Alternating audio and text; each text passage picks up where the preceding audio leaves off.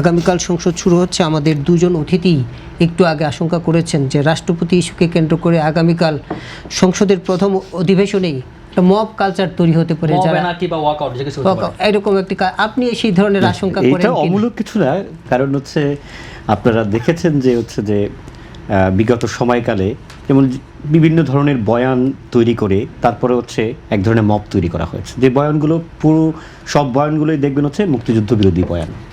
এবং মুক্তিযুদ্ধটাকে যেমন জুলাই বিপ্লব, যেটাকে তারা এস্টাবলিশ করতে চেয়েছে, আমরা বলেছি জুলাই অভ্যুত্থান। বিপ্লব তো একটা আরও বড় একটা জিনিস, কিংবা মুক্তিযুদ্ধের মতো একটা বড় বিষয় যেটা।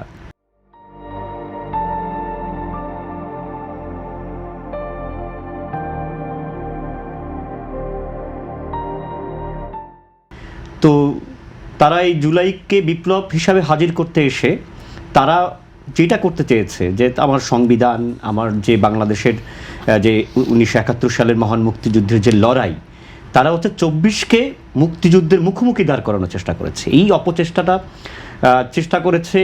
তারা করেছে, এবং সেই কারণে রাষ্ট্রপতির উপরে তাদের এত পরিমাণ ক্ষোভ ছিল।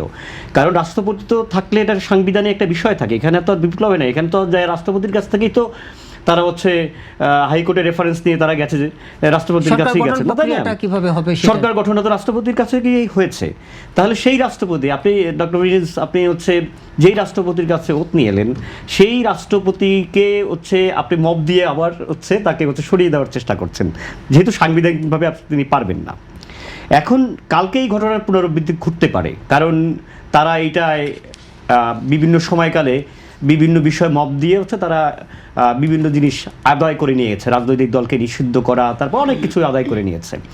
হ্যাঁ, ফলে কালকে এই ঘটনা যে ঘটবে না সেটা আমরা বলতে পারি না, তবে ঘটার আশঙ্কাটাই খুব বেশি, কারণ তাদের এই পরিকল্পনার ধারাবাহিকতায় আছে। আর সংবিধানের একটা জায়গায় আমরা বলবো যে এই সংবিধান পরিবর্তন করতে হলে সেটার জন্য যে একটা গণভোটের আয়োজন করা হয়েছে, সেই গণভোটটা কতটা বৈধ, এইটা একটা প্রশ্ন।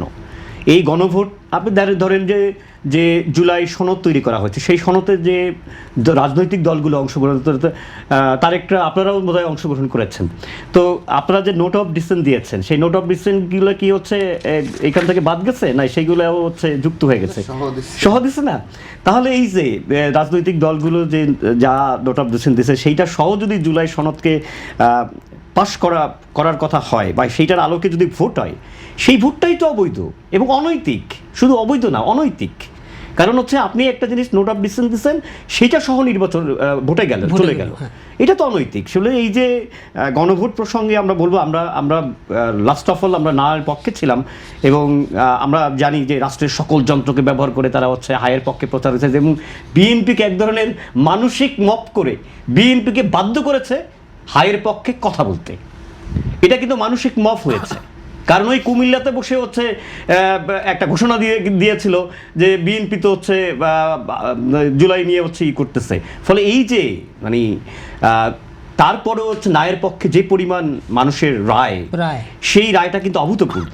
এই মানুষের কিন্তু কোনো ক্যাম্পেইনই দেয় নাই, রাষ্ট্র যখন হায়ের পক্ষে সরাসরি অবস্থান নিয়েছে। আর ইতিহাসে তো সেটা নাই, রাষ্ট্র যখন হানা ভোটের যেটা এর আগেও যেগুলো হয়েছে সবসময় হাই জিতেছে, কিন্তু এইবার যদি রাষ্ট্র কোনো পক্ষে না থাকতো, তাহলে আমি শিওর না জিতত, এবং বাংলাদেশের জনগণও তাই মনে করে না জিতত।